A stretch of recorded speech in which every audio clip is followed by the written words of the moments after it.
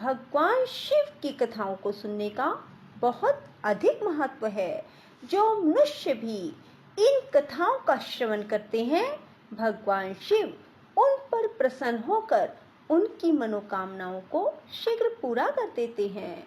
बंधुओं, चाहे कितनी ही बड़ी समस्या मनुष्य के जीवन में हो, यदि वे सच्चे मन से सावन मास में भगवान शिव की आराधना करते हैं, तो भगवान शिव उनकी हर मनोकामना को सावन मास समाप्त होने से पहले ही पूरा कीजिए हो। ईश्वर बोले, हे सनत कुमार, अब मैं अति उत्तम भौम व्रत का वर्णन करूंगा, जिसके अनुष्ठान करने मात्र से वैधव्य नहीं होता।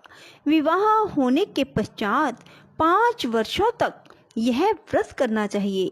इसका नाम है मंगला गौरी व्रत। यह पापों का नाश करने वाला है। विवाह के पश्चात प्रथम सावन शुक्ल पक्ष में पहले मंगलवार को यह व्रत आरंभ करना चाहिए। केले के खंभों से सुशोभित एक पुष्प मंडल बनाना चाहिए और उसे अनेक प्रकार के फलों तथा रेशमी वस्त्रों से सजाना चाहिए। उस मंडप में अपने सामर्थ्य के अनुसार देवी की स्वर्णमयी अथवा अन्य धातु की प्रतिमा स्थापित करनी चाहिए। उस प्रतिमा को 16 उपचारों से, 16 दूर्वा दलों से, 16 चावलों से, 16 चने की दालों से मंगला गौरी नामक देवी की पूजा करनी चाहिए और 16 बत्तियों से 16 दीपक जलाने चाहिए।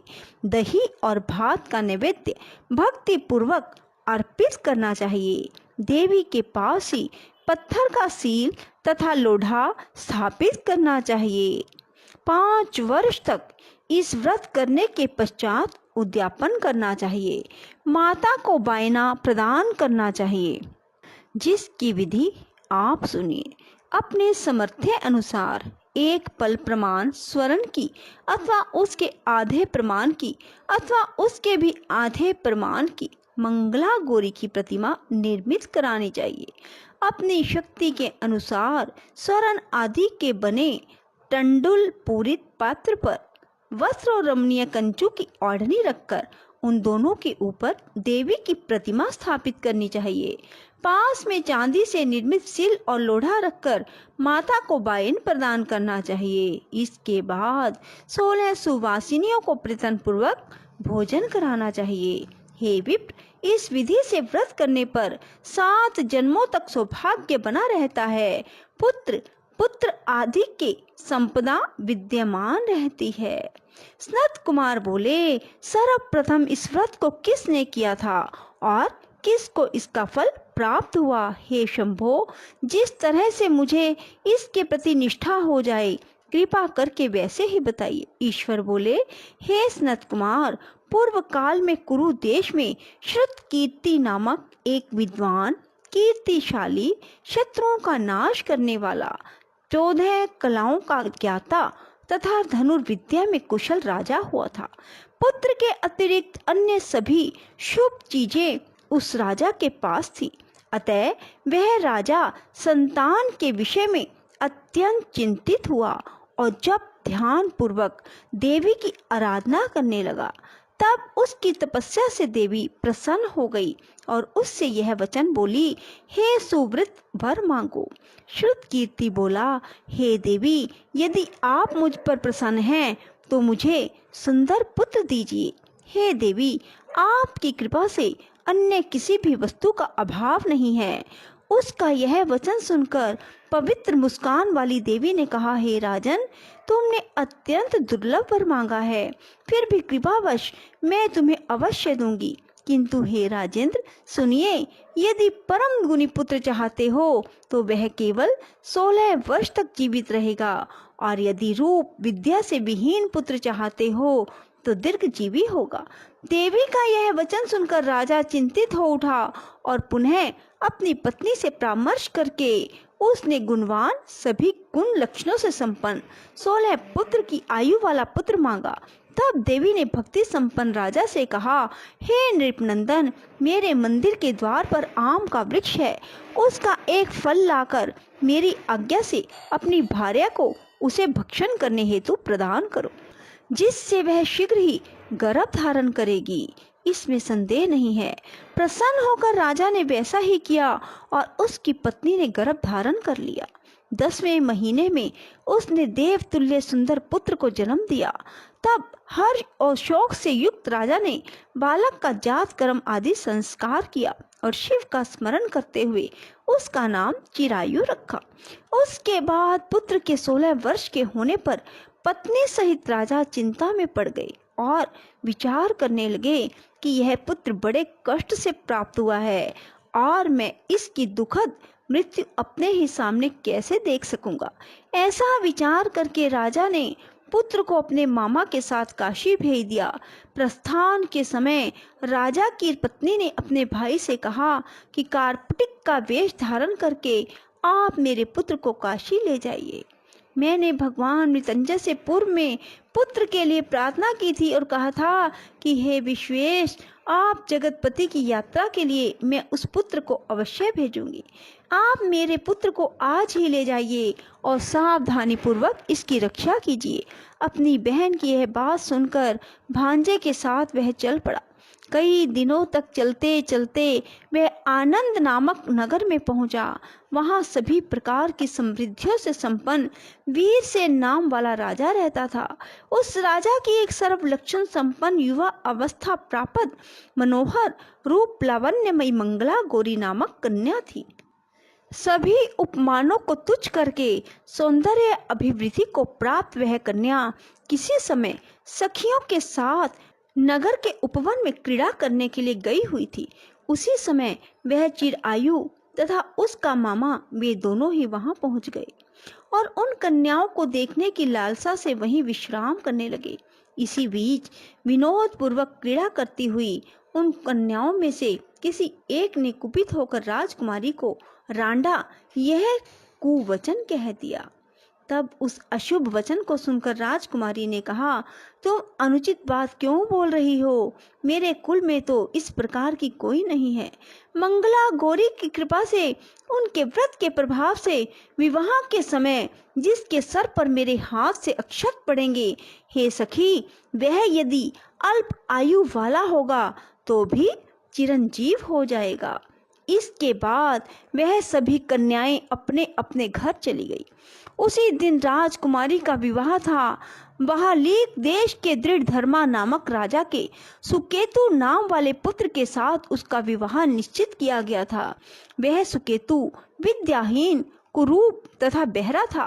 तब सुकेतु के साथ आए हुए उन लोगों ने विचार किया कि इस समय कोई दूसरा श्रेष्ठ वर ले आना चाहिए। विवाह संपन्न हो जाने के बाद वहां सुकेतु पहुंच जाए। उन लोगों ने चिरायु के मामा के पास जाकर याचना की कि आप इस बालक को हमें दे दीजिए, जिससे हमारा कार्य सिद्ध हो जाए। इस पृथ्वी पर परोपकार के समान दूसरा कोई धर्म नहीं है। उनकी यह बात सुनकर चिरायु का मामा मन ही मन बहुत प्रसन्न हुआ, क्योंकि उसने उपवन में पहले ही कन्या मंगला गौरी की बात सुन ली थी। फिर भी उसने एक बार कहा कि आप लोग इसे किस लिए मांग रहे हैं? कार्य की सिद्धि हेतु वस्त्र, अलंकार आदि मांगे जाते हैं, वर तो कहीं भी नहीं मांगा जाता। तथापि आप लोगों का सम्मान रखने के लिए मैं इसे भेज रहा हूँ। इसके बाद चिरायु को वहां ले जाकर उन लोगों ने विवाह संपन्न कराया।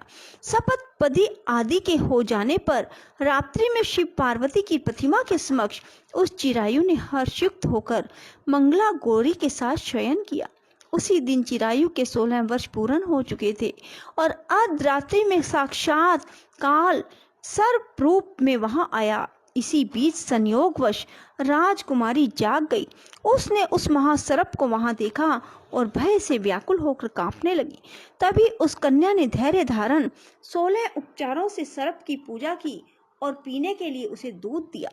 उसने दीनता भरी वाणी में उस सर्प की प्रधानता तथा स्तुति की। मंगला गौरी प्रार्थना करने लगी कि मैं उत्तम व्रत को करूंगी जिससे मेरे पति जीवित रहें। ये जिस तरह से चिरकाल तक जीवित रहें, आप वैसा कीजिए। इतने में सर्प वहां स्थित एक कमंडल में प्रवेश कर गया और उस मंगला गौरी ने अपनी कंचुकी से उस कमंडल का मुंह बंद कर दिया। इसी बीच उसका पति अंगड़ाई लेकर जाग गया और अपनी पत्नी से बोला, हे प्रिय, मुझे भूख लगी है। तब वह अपनी माता के पास जाकर खीर, लड्डू आदि ले आई।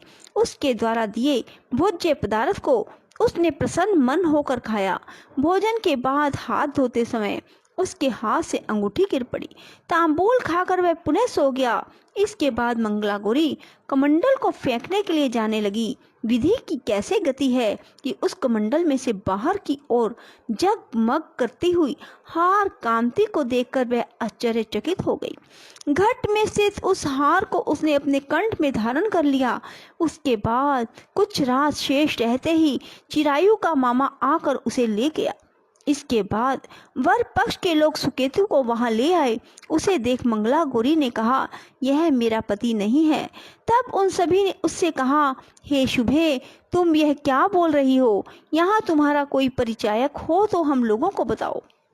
मंगला गौरी बोली, जिसने रात्रि में 9 रत्नों से बानी अंगूठी दी है, उसकी उंगली में इसे डालकर परिचायक निशानी देख ले। मेरे पति ने रात्रि में मुझे जो हार दिया था, उसके रत्नों का समुदाय कैसा है, इस बात को यह बताए। यह तो कोई अन्य ही है। इसके अतिरिक्त रात्रि में आम सींचते समय उसका पैर कुमकुम से लिप्त हो गया था। वह मेरी जांघ पर अब भी विद्यमान है। उसे आप लोग शीघ्र देख लें। साथ ही रात में परस्पर भाषण तथा भोजन आदि जो कुछ किया उसे भी बताएं।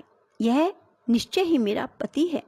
इस प्रकार उसका वचन सुनकर सभी ठीक है कहने लगे, किंतु जब एक भी बात ना मिली तब सभी ने सुकेतु को उसका पति होने से निषिद्ध कर दिया और वर पक्ष वाले जिस तरह से आए थे उसी तरह से चले गए। उसके बाद अपने वंश को बढ़ाने वाले महान यश से संपन्न परम मनस्वी मंगला गौरी के पिता ने अन्न पान आदि का सत्र चलाया। उन्होंने वर पक्ष का वृतांत कानों कान सुन लिया कि स्वरूप से कुरूप होने के कारण लोगों के द्वारा किसी अन्य को वर के रूप में आदर पूर्वक लाया गया था। तब उन्होंने अपनी कन्या को पर्दे के भीतर बिठा दिया। उसके बाद 1 वर्ष बीतने पर यात्रा करके चिरायु अपने मामा के साथ यह देखने आया कि विवाह के बाद वहां क्या हुआ। तब उसे गवाक्ष के भीतर से देखकर वह मंगला गौरी अत्यंत प्रसन्न हुई और माता पिता से बोली कि मेरे पति आ गए हैं। राजा ने अपने सुहित जनों को बुलाकर पूरब में कहे गए सभी परिचायकों को निशानी को देखकर मंद मुस्कान वाली अपनी कन्या चिरायु को सौंप दी। राजा ने शिष्ट जनों के साथ लेकर विवाह का उत्सव कराया। इसके बाद राजा वीरसेन ने वस्त्र, आभूषण आदि, सेना, रथ, अन्य सभी सामग्रियां देकर उन्हें विदा किया। उसके बाद कुल को आनंदित करने वाला वह चिरायु पत्नी और मामा को साथ लेकर सेना के साथ अपने नगर पहुंचा। लोगों के मुख से उसे आया हुआ सुनकर उसके माता पिता को विश्वास नहीं हुआ। उन्होंने सोचा कि प्रारब्ध अन्यथा कैसे हो सकता है। इतने में वह अपने माता पिता के पास आ गया और स्नेह से परिपूर्ण वह चिरायु भक्ति पूर्वक उनके चरणों में गिर पड़ा। तब अपने पुत्र का मस्तक सूंघकर उन दोनों ने परम आनंद प्राप्त किया। पुत्रवधू मंगला गौरी ने भी सास ससुर को प्रणाम किया। तब सास उसे अपनी गोद में बिठाकर सारा वृतांत शीघ्रता पूर्वक पूछने लगी। हे महामुने, तब पुत्रवधू ने भी मंगला गौरी के उत्तम व्रत महात्म और जो कुछ घटित हुआ था वह सब वृतांत बताया। हे स्नत कुमार, मैंने आपसे इस मंगला गौरी व्रत का वर्णन किया। जो कोई भी इसका श्रवण करता है या इसे कहता है उसके सभी मनोरथ पूर्ण हो जाते हैं, इसमें संदेह नहीं है। सूत जी बोले, हे ऋषियों, इस प्रकार शिवजी ने स्नत कुमार को मंगला गौरी व्रत बताया और उन्होंने सभी कार्यों को पूर्ण करने वाले इस व्रत को सुनकर महान